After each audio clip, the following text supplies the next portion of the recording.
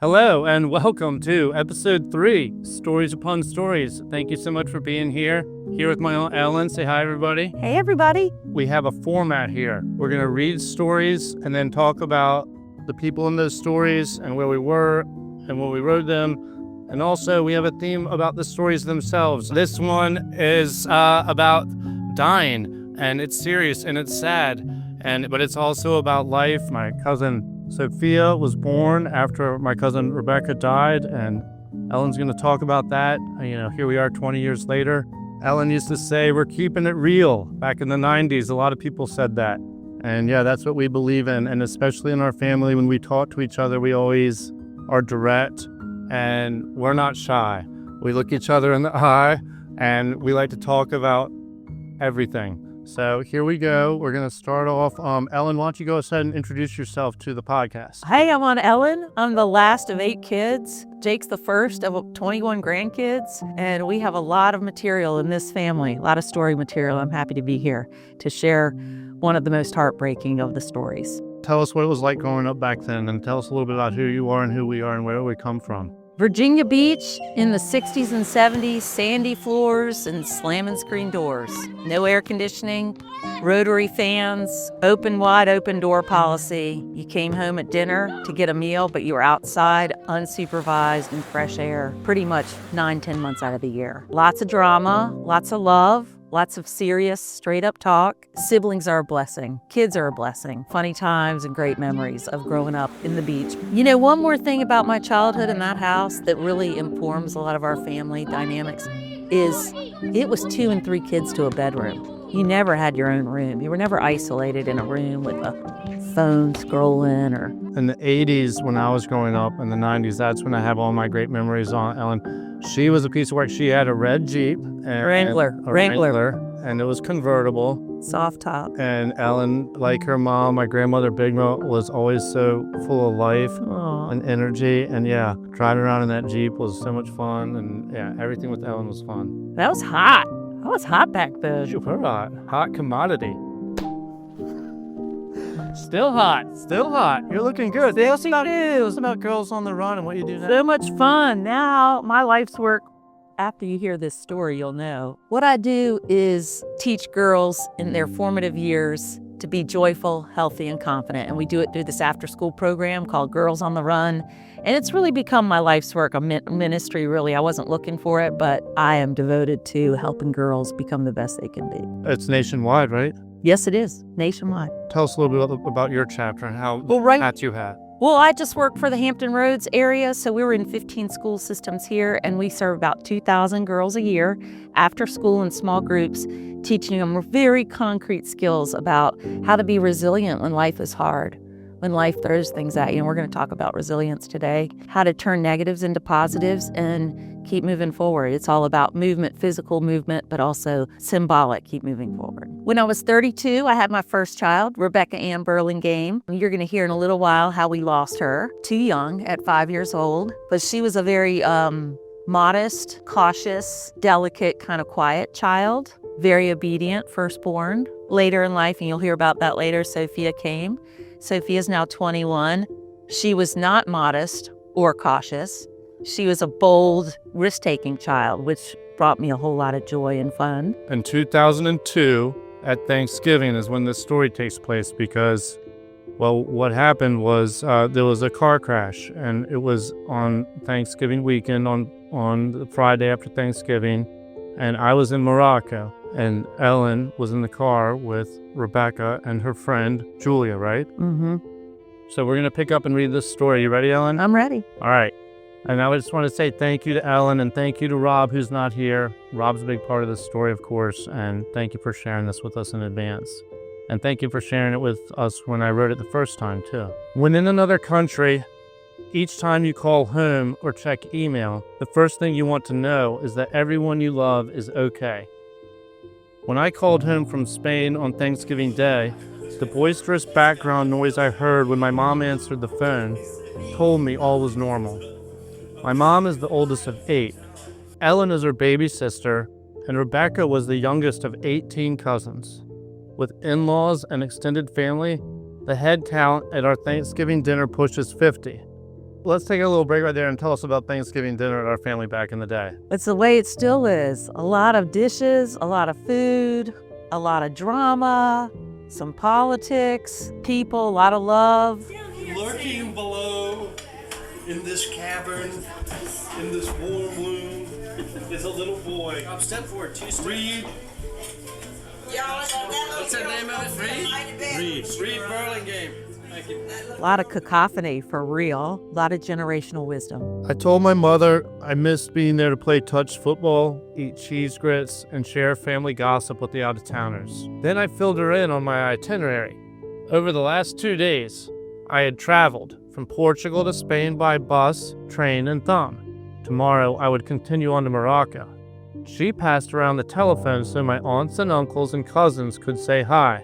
Do you remember that, Ellen, what Thanksgiving dinner was like, and if someone was gone and they'd be missed? Yes, everybody they'd be like kind of the celebrity. It wasn't that easy to make a phone call from abroad back then. That was only 23 years ago. But anyway, so I called him at Thanksgiving, and then we would ask to speak to all the aunts, and everyone would take a turn speaking, right? Everybody say hi to Jake. Yeah, Jake's on the phone. They want to talk to him. Go say hi. Jake is already. My mom got back on the line. She told me everyone missed Big Ma, my grandmother Mary Carey Carver, who had passed away 3 years before. So we wanted to give something back to you, Big Ma. These are just a few of our memories we wanted to share with you. And while there will be more good times in Maine to come, from the oldest to the youngest, we say thank you and we love you. You helped you know this. We've already cried every day, Mom. But her full matriarchal spirit sounded loud and clear in the laughter bouncing off the dining room walls. Rebecca, my mom added, was lighting up the party.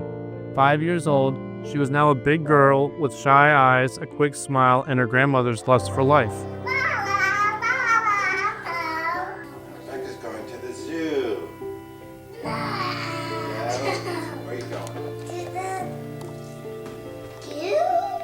She was in public kindergarten that fall, so she was really starting to blossom out of kind of a guarded, shy child to be free-spirited and more find her voice, a little more outspoken. I remember that Thanksgiving Day she actually had a kind of a toss-up argument with her cousin, Julia Nixon, where she kind of stood her ground and told Julia, who was 3 years older, whatever her position was, she was right. That was impressive to me. I remember that too. I remember my mom told me about that on the phone when I called, actually. Yeah. How often do you talk about Rebecca, like in public and in private, now? And has that changed over the years, or what's that like? Because it's, not many people are comfortable talking about death and and things like that. But I feel like ever since this happened, you've made an effort to be comfortable with that. Yeah, I'm comfortable talking about Rebecca. And about death and about hard things, like you said in your intro. I mean, that's our family culture, and I am an extrovert, and I like to hear people tell their stories. I like to tell mine. So talking about her is not a challenge for me or difficult for me. What's changed or evolved over the years is, before Sophia, my 21-year-old, and since Sophia. And a lot of my friends didn't know Rebecca. A lot of the people I socialize and work with, and Sophia's friends' parents, they didn't know that chapter of my life. That's kind of a time warp for me because not everybody has the same information about what I've been through. Right. And so do you have an opportunity to talk about her often now, even though it's been so long? I do. More with family and friends who knew her. It feels a little weird to talk about her to somebody who didn't know the story or know her or know me then. On the ferry ride across the Strait of Gibraltar, I met 2 guys my age from England. They had a car, and they agreed to give me a ride from the famously decadent port city of Tangier to Rabat, Morocco's capital. We checked into a cheap hotel, then walked through the Medina to find food, and I went to sleep unaware of anything wrong in my world. In the morning, I woke before the Englishmen I was traveling with, and I took a long walk along the seawall to the outskirts of the city. Returning to the hotel, I noticed an advertisement for an internet cafe. A batch of email subjects from my father and stepfather read, urgent, important, and urgent number 2. The most recent, sent by an uncle to the entire family, was entitled Accident Story. I clicked and read a cold news brief from the Virginian Pilot. Virginia Beach. 2 5-year-old girls were killed. A 2-year-old boy was in critical condition, and 3 other people were hurt Friday after 2 vehicles collided at a busy intersection. A sport utility vehicle was southbound on Great Neck when it struck a minivan broadside as it was eastbound on First Colonial. The girls were identified as Rebecca Burlingame of the 2200 block of Laurel Cove and Julia Haynes of Annandale. The finality of reading my cousin's name in newsprint left me feeling hopeless. She was not hurt, she was dead. And there could be no arguing, praying, or changing. That was it. The newspaper said so. All I could do was stare at the computer screen. I went downstairs where the clerk told me I could buy a phone card from the pharmacy next door. I brought the card and called Virginia. "Oh, Jake," my mother sobbed, "it's just so awful. You have to come home." I could hardly speak. I told her I was coming. That's how I found out. That would have been a day or 2 after it had happened. Say hi. This is Christmas 2000. Wow. Rebecca's 3.5, Daddy's 40, Mommy's 37, and we are having a grand time. Oh. Slow down. It's not a race. Green and orange and red and purple. Excellent. That's a wonderful smell up there. Oh, hi, Snow. Hi, Snow. Oh. Yeah, you write so well, Jake. Just the way you read that just takes me back. I mean, it's been 23 years. It could be 1 year, just there. Like you said, there's no gambling, arguing, cutting deals. It's done right there, black and white. Driving, especially if I'd been to see you or something after that happened, in the months after, just that same feeling, just of hopelessness. Like, I don't know, just so sad. Something about grief, losing a child. There is no lower low, and everything pales in comparison. It makes you almost a little tough and harsh when you hear about someone's mother passing or someone's grandfather passing. I've taken Zoloft for 23 years because that grief is so deep. I'll sometimes, out of nowhere, I haven't shed a tear in 6 months or a year, and I will literally fall to my knees. It is that dark and deep. It's not normal to outlive a child. It's not normal for a healthy child with no warning, no illness, to be gone in a second. And 2 children, 2 5-year-olds. So the enormity of that will take me to my knees sometimes. But then life is so mysterious because, 99% of the time I go through life walking on high air, and carrying on and finding joy and living. But you just don't know when it's gonna hit you. That's right. And that feeling, I remember, as much as it was about Rebecca, because I had my own relationship with Rebecca, but also because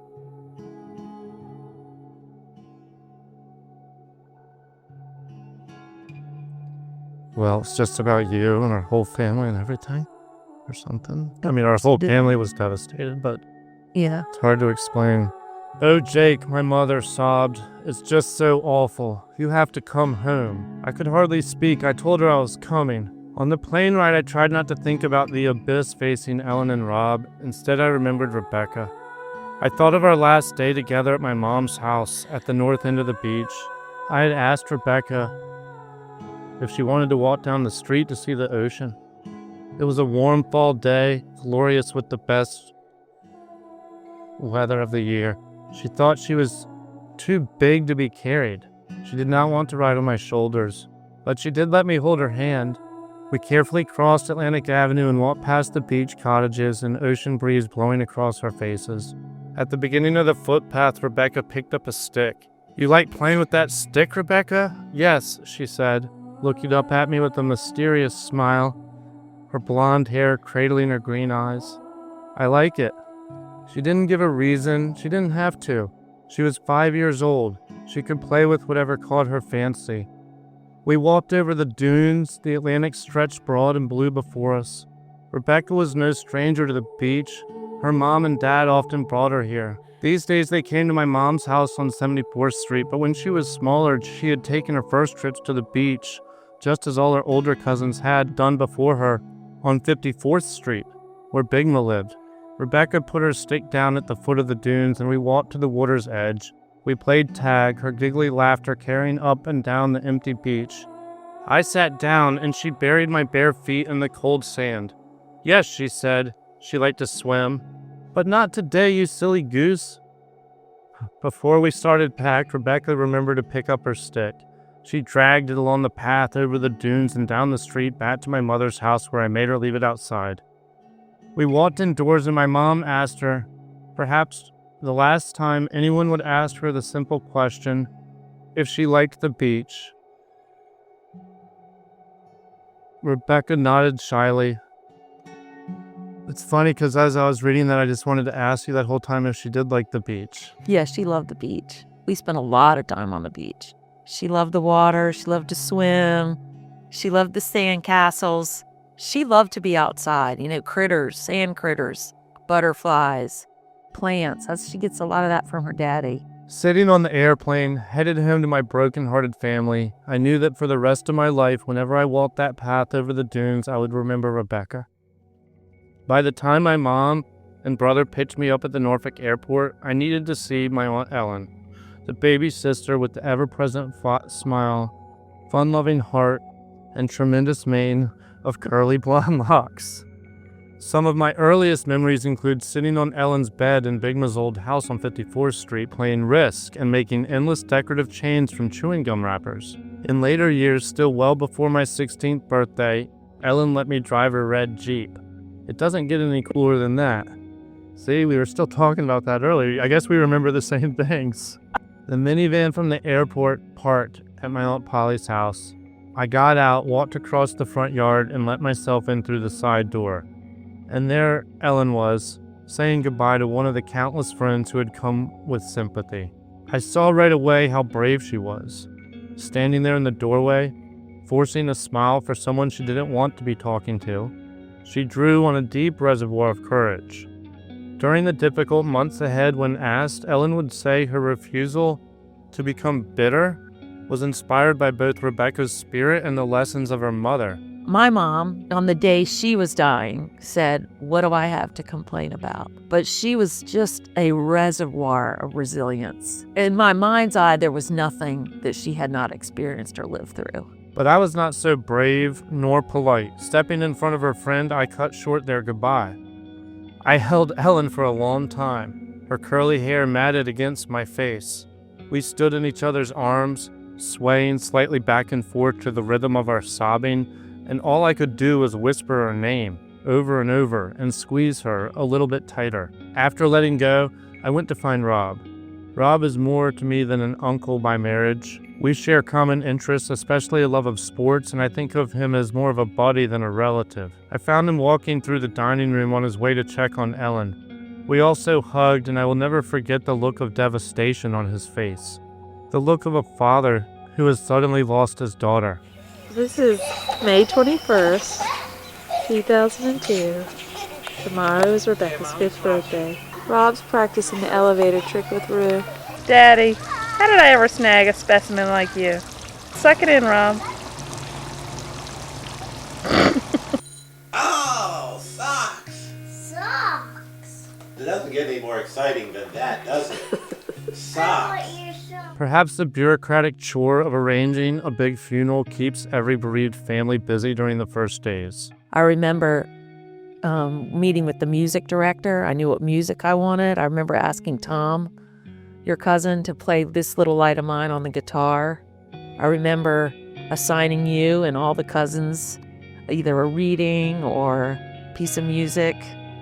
I remember I wanted it to be a party. I did not want it to be a dirge. And I wanted balloons on the altar instead of those god-awful smelling lilies. That's cool how you said that. Like it does. It does.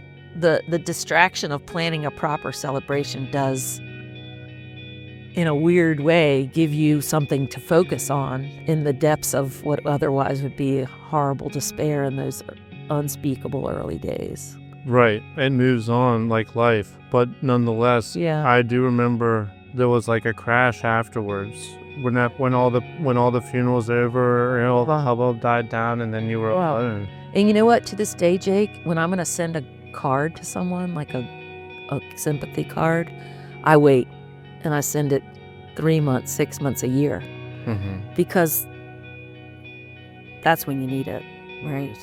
Yeah. That morning, the cousins all piled in limousines. The only other time other than Big Mo's funeral, we shared this dark thrill and drove to St. Paul's Episcopal Church in Norfolk.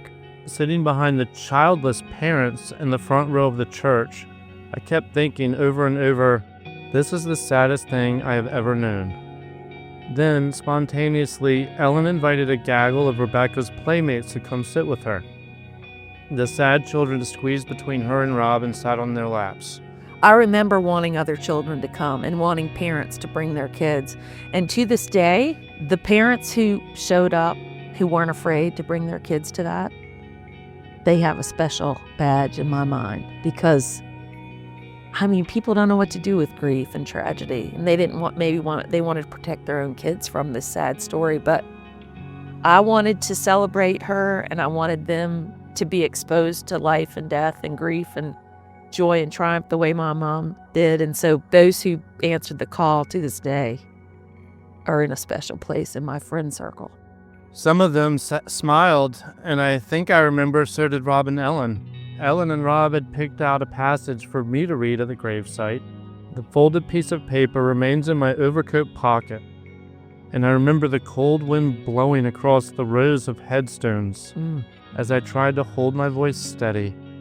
And when she shall die, take her and cut her out in little stars, and she will make the face of heaven so fine that all the world will be in love with night and pay no worship to the garish sun. I read the words adopted from Romeo and Juliet. After Rebecca's funeral, I drove up to Washington, D.C. with Rob and Ellen to attend the service there for Julia. During the hours in the car, away from the hectic parade of condolences, their guard lowered, Ellen and Rob talked about their need to have another child. The long period of coping began a couple of weeks after the accident, when Ellen and Rob moved out of Aunt Polly's house and back to their place. All the out-of-town family had left, and the locals had gone back to work. As much as we loved Rob and Ellen, we could not change the fact that they were on their own. They were the ones who wrote letters to Rebecca instead of sleeping at night. They were the ones who had to drive through the intersection every time they entered and exited the neighborhood. They were the ones who sat alone in Rebecca's bedroom, reading her books to a memory. I want to talk a little bit about that intersection because we still drive through that intersection. It's horrible. Depending on how strong I'm feeling, I avoid driving by Me there. too. Me too. I go around. Me too. Second of all, if I need to drive by there, I always blow Rebecca kisses. Oh, that's the best. Thank you. And if I have my children with me, I tell them about Rebecca.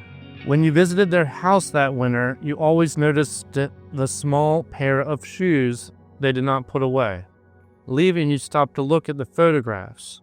Rob is a professional photographer, and his dazzling pictures of Rebecca make you ache. As painful as their loss was, unaware you were thinking about it, perhaps in the middle of a busy workday, driving alone in your car to a seemingly urgent appointment, you would find yourself overwhelmed by a rush of emotion. Being with Rob and Ellen was never a burden or a chore, though. They never lost their vibrant spirit.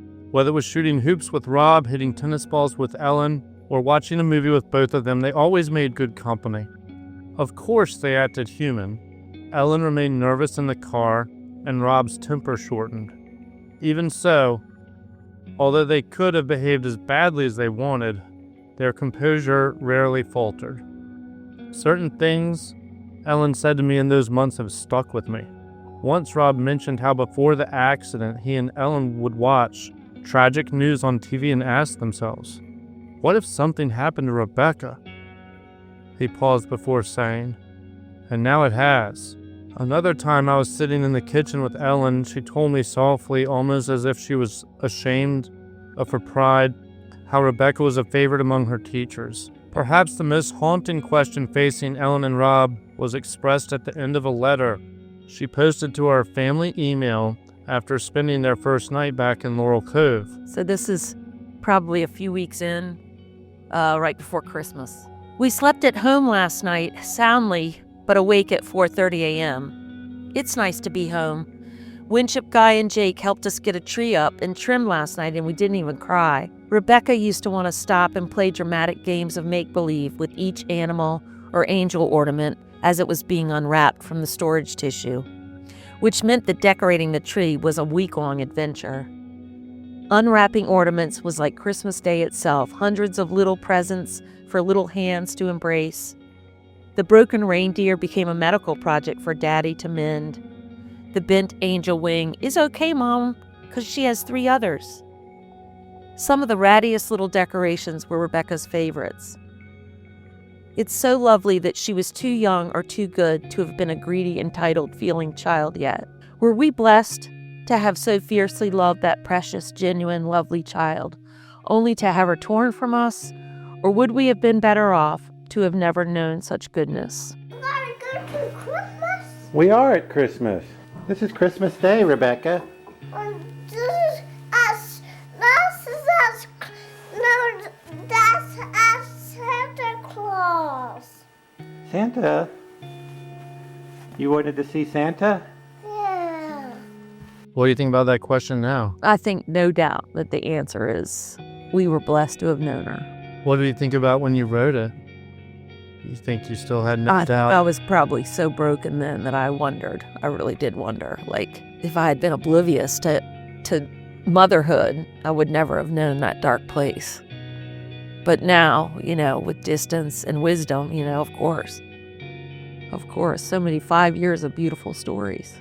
I mean, we know anybody that's had children, it's no picnic. They don't tell you that when you're first pregnant and all excited and fixing up a nursery, right? I've got 3 children, and nothing's better than being a dad, so. Their actions soon answered the question. Ellen and Rob were trying to have another baby. There you are. All right, that's all. Bye.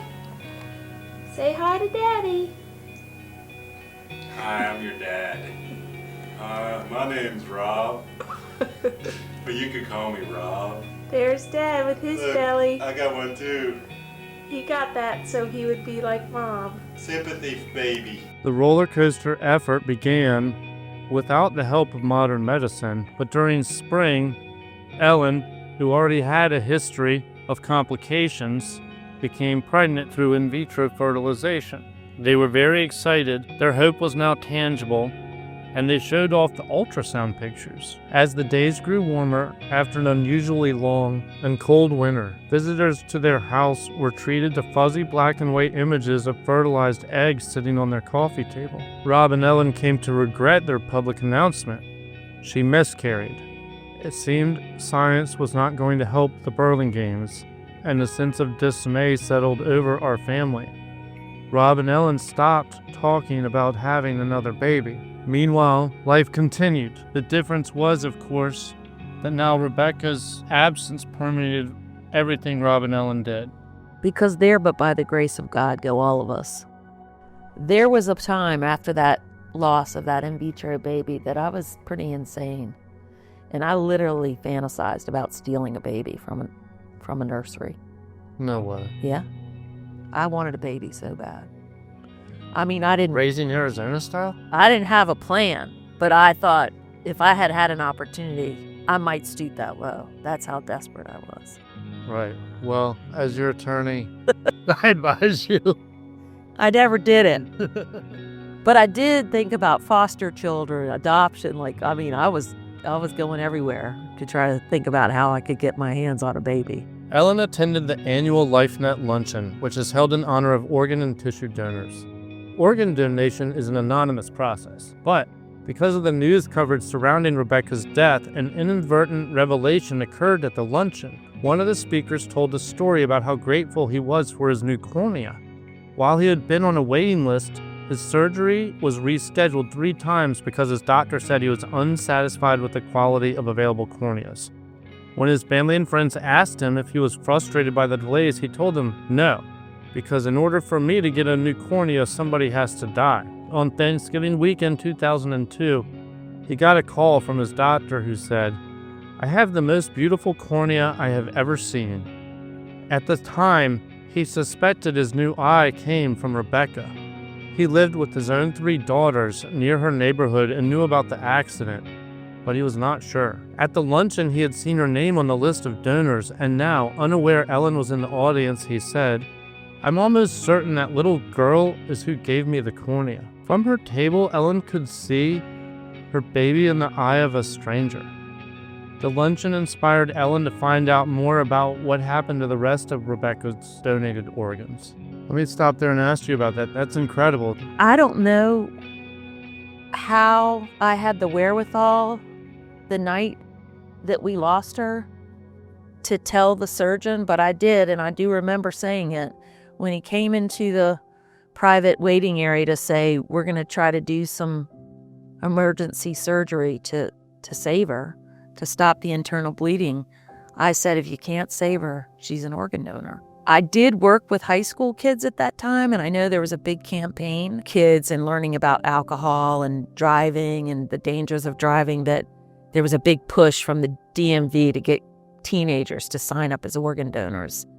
So just now telling you this story, I'm thinking maybe that's what informed that wherewithal for me and my own child in the height of that moment. She was an organ and tissue donor. A lot of her organs did not pass because of the internal tragedy of her damage, but she became a heart valve donor, and 2 children got new heart valves. And one thing I've always kind of been horrified by, and too horrified to even talk to you about, is I know you were I wasn't there, I was in Morocco, and I didn't see you till a couple days later, but I know you were in the car with Rebecca when she died, and I guess my mom or somebody's told me that, you had her in your arms there at the scene. I did. I'll tell you, she was beautiful. So she and Julia were both internally damaged. It was not a graphic or gory scene. They just looked asleep. In Girls on the Run, we run CPR training for all of our volunteer coaches. I've taken CPR training probably 15 or 20 times. But I'll tell you what, I froze that night. I couldn't do it. And I think if it happened right here, right now, I probably couldn't do it. You don't know what you're going to do when you're in shock. But I could take that class every single day and maybe still not feel confident when it's your own child. You don't know if you want to try it because you're not sure you'll hurt them. Anyway, it turns out it didn't matter, right? That is, thank God, a forgiveness and a blessing to me, because had that been a moment where she could have been spared, that would be a horrible thing to live with. But the rescue people were there very quickly, and they did do CPR for what it was worth. But in the end, they couldn't save her because of the internal damage. But you don't know, I'm cradling. I didn't know if her neck was broken, right? Or I didn't want to move her to do CPR too. She was not conscious. She was lifeless basically the whole time? She was not conscious. Right. So, and neither was And they died at the scene? Julia. Or at the hospital? They both had emergency surgery to try to save their internal bleeding. Oh, I never knew that. Yeah. So sorry. Yeah.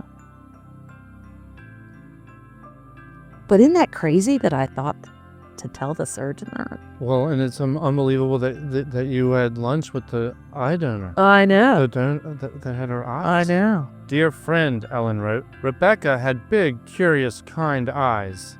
They were hazel, green, framed by full, dark, blonde eyebrows. When I think of her lovely, precious face, I see Rebecca's gorgeous eyes. Rebecca was a tender, observant child who soaked up the wonders of the world through those healthy eyes.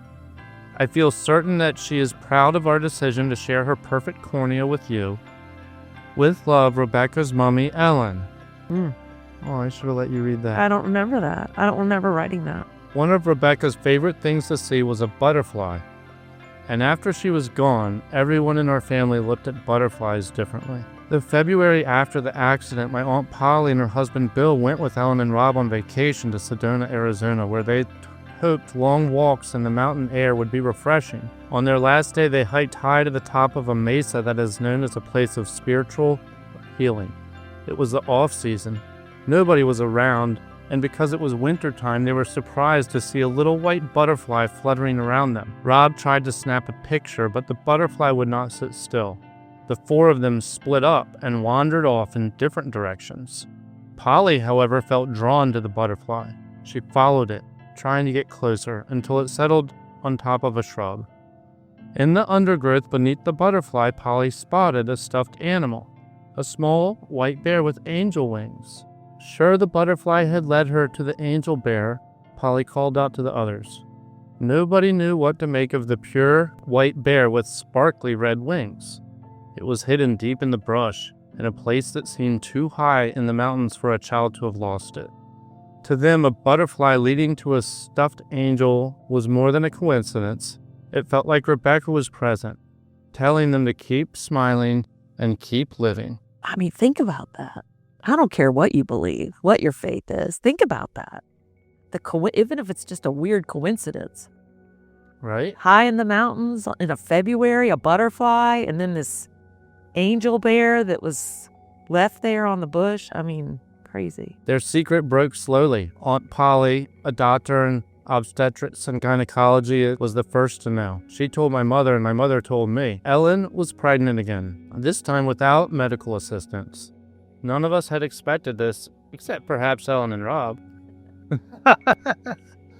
Our mood remained cautious, but things seemed to be going well. Sometime after her first trimester, Ellen began spreading the news. Her belly grew bigger as the weather became cooler. Tell us about that.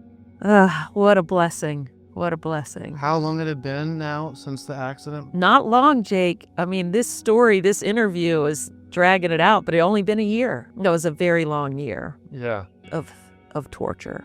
But now we had this new life growing in me. At 24 weeks, the bad news came. Ellen was in the hospital. I remember taking a walk with Aunt Polly on a foggy night, peppering her mercilessly with technical medical questions. But she did not have the right answer. She could not say if Ellen would hold the baby. A misty rain began to fall, and we walked back to her house in silence, alone with our dreary thoughts. That's when you ended up on bed rest, right? Yeah. Went through the ringer, didn't you? One thing I know, I wanted a baby real bad because bed rest is hell. For an ADD girl. How many weeks? Oh, too long. I don't know. Weeks. First, I was upside down in traction in the hospital for gravity to take back the baby. Are you serious? Yes. Is that a real thing? It's a real thing. After each examination, Ellen's doctor prescribed more bed rest. Ellen could not tolerate the hospital, and she demanded to be permitted to lie in bed at Polly's house. Ellen did not appreciate her bed rest. The rest of us did not appreciate her restless attitude. Facts. The weeks passed slowly. Then one day she was in the clear. The doctor allowed Ellen to get up, to walk around, to go back to work. The critical period, 32 weeks, had passed. If she had the baby now, it could survive. This was good news. Great news. How was that, Dan? Awesome. Bed rest. Like a celebration. I haven't seen you smile so big since we started talking. Yeah, that was like getting out of jail. It was a long time. I remember. With nothing to deal with but your thoughts about grief, your restless ADHD body, you know. You didn't even have a phone back then. Probably No, not. like you didn't even have Netflix. No. You know what I had? I had a digital Yahtzee game that was like from the drugstore. No. A friend brought me, and I remember being addicted to Yahtzee. Wow. Like a plastic little cheapy battery run Played Yahtzee game. by yourself? Yeah, that's how bad it was. I read more books in that 2 months, probably, than I'd read in 10 years. This was great news, but unspoken fears remained. We had all become amateur pediatricians and expert worriers. We knew the risk of complications or birth defects were higher in older women. Sometimes the conversations were whispered, other times they were implied. Most of the time, they remained private thoughts, but nobody relaxed. True. It was heavy time in our family. The day Sophia Rose was born came as a relief. Ellen and Rob finally had something to smile about. A screaming newborn. It's a great story, you're right. So true. From this day on, the family slowly allowed itself to feel better. We knew Ellen and Rob's loss would never go away, but they had a new baby to love. When you went to visit them, you saw genuine happiness. Sophia isn't old enough to talk yet, but when you walk into the room, she recognizes you with a quick smile. Even more than her big blue eyes, it is the enthusiasm of her darling smile that wows you. You say, "Hi, Sophia," and she smiles up at you, and you know that inside this girl is a lust for life to rival her sisters and her mothers and her grandmothers. On January 16, 2005, Sophia was baptized, along with my brother's new baby, Elizabeth Winship Denton.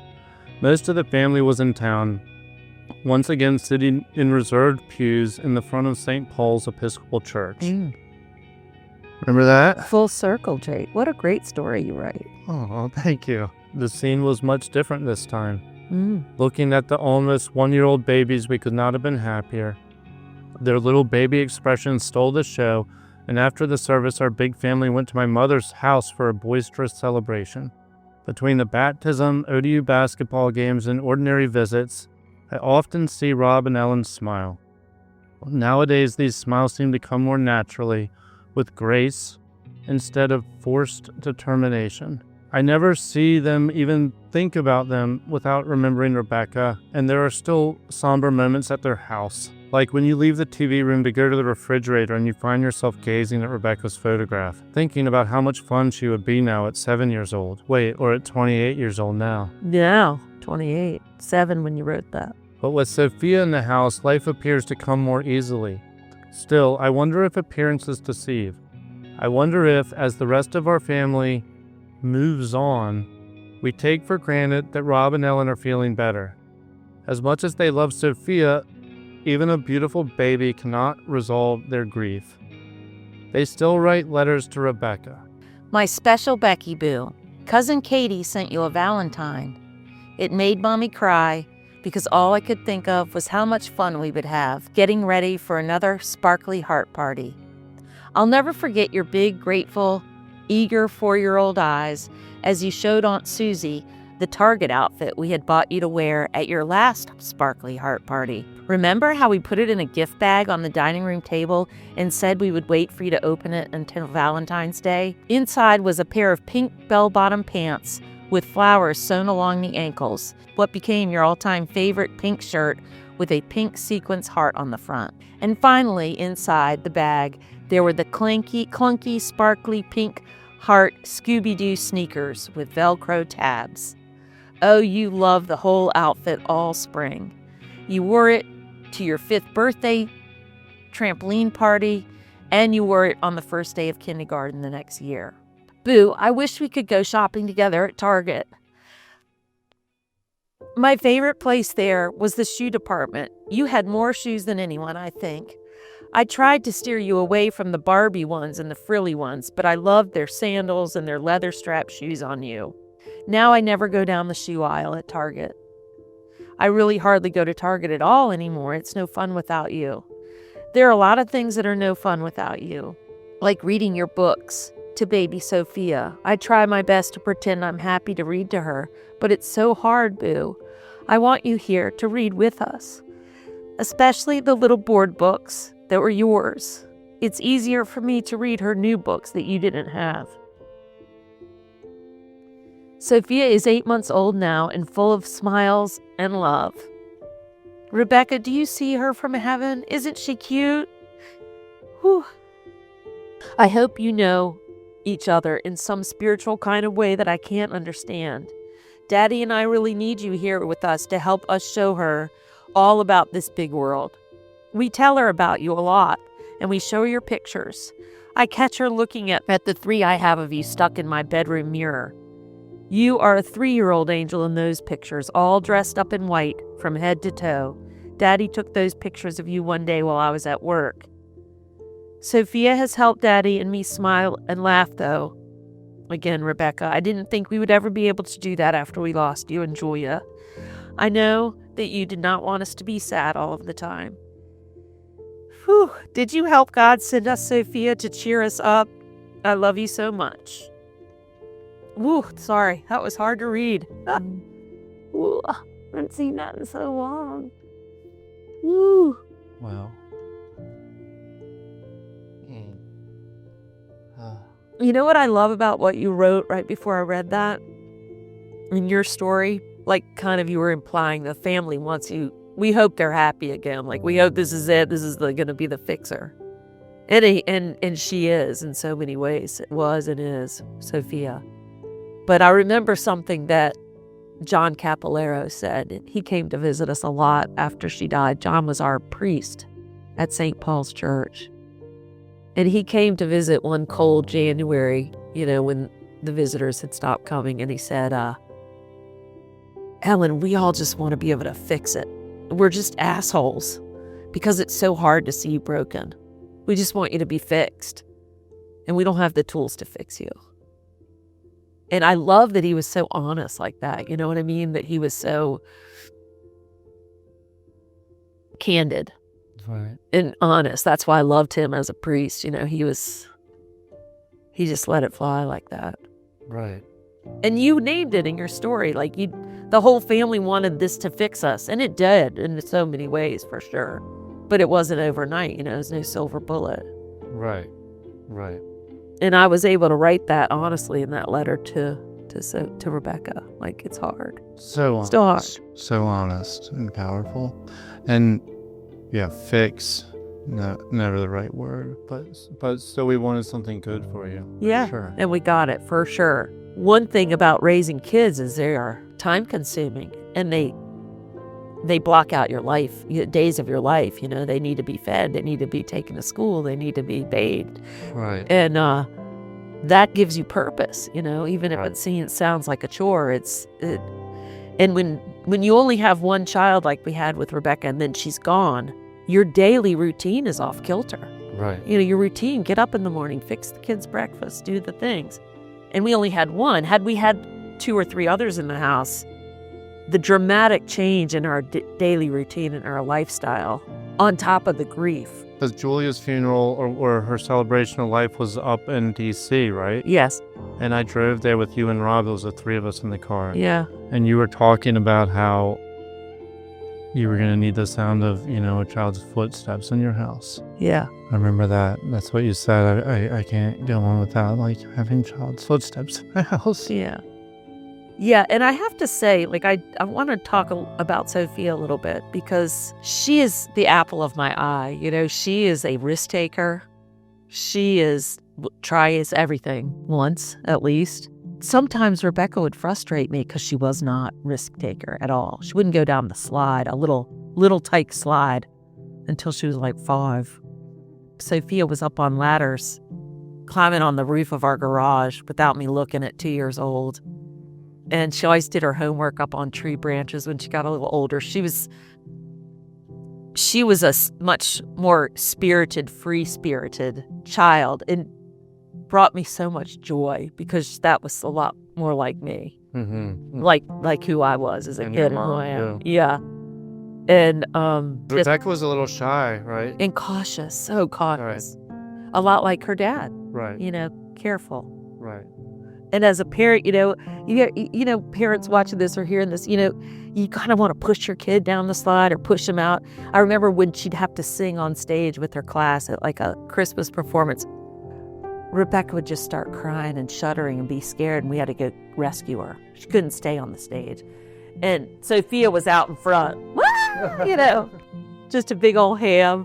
One thing about Sophia being the last of 20-some grandchildren is the wisdom that comes from generations of stories from aunties and cousins before her. I had that too as the 8th child. You really get to learn from those that went before you about fun adventures, about mistakes, about setbacks, about resilience, which is a big theme of our time together today. And that has really equipped her with some great tools in a toolbox and an arsenal of tools that will help her lead a very successful life as an adult. Sophia's turned 21 this past year. She's a senior in college. She's going to graduate in a couple months as a speech therapist in the making. Sophia has always known what she's wanted and gone for it. She's dogged in that way. She wants something, even if she doesn't have necessarily everything it might take to get it. If she sets her mind to it, she's going to get it. And that's a superpower,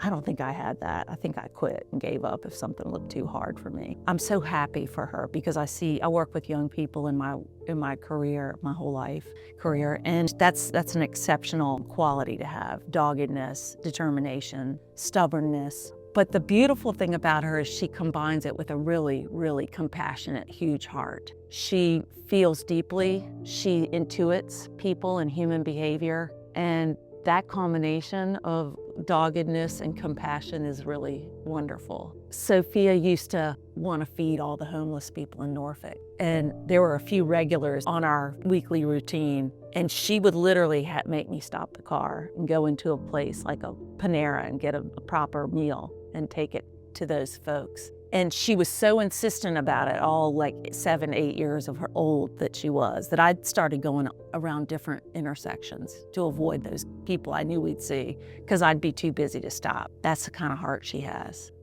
And she's always been a champion for the underdog like that. She's wanted to be a speech therapist since the 9th grade. She saw a little child that struggled with pretty significant speech delays, and she was drawn to that kid, and she's had that view for 8 years and stuck with it even though it required a lot of heavy-duty study of math and science, and that's not really her wheelhouse, but she knew she had to do it to get to what she wants to be in life, and here we are. In a couple months, we're going to have a huge graduation party. Sophia is 21, she's a college graduate, she's arrived at adulthood, and golly, I've used the word blessing a lot, but she survived. She got to adulthood, and I am so grateful for what she's taught me along the way, and I'm so in love with her and have loved watching her growth and development. And I can't wait to see the next chapter for her. It was such a blessing they were so different from each other because she didn't replace her sister. She wasn't a replacement. Right. She was a new kind of blessing, a new kind of child that brought me a different kind of pleasure and joy to raise her. Amazing. Yeah. Amazing. I know. Absolutely. And a firecracker. Sophia's always a firecracker. Oh, yeah. She's got a lot of piss and vinegar in her. Like you. Like me. I want to say thank you one more time for putting that out there. It's strong. It takes a lot of wherewithal. Honestly, it takes a lot of courage to talk about that stuff. And thanks for letting me write this story in the first place and now putting these stories upon that story. And thank you all for watching episode 3 of our podcast. Having a lot of fun with this. Can't wait for the next one. We've got some good ideas in the pipeline. Go check out episode 1 and episode 2 if you haven't already. Totally different vibe in every one, but yeah, thrilled to have you all here. Thrilled to have you here. Love you. Thank you. Mwah. Okay, stories upon stories. Let's go.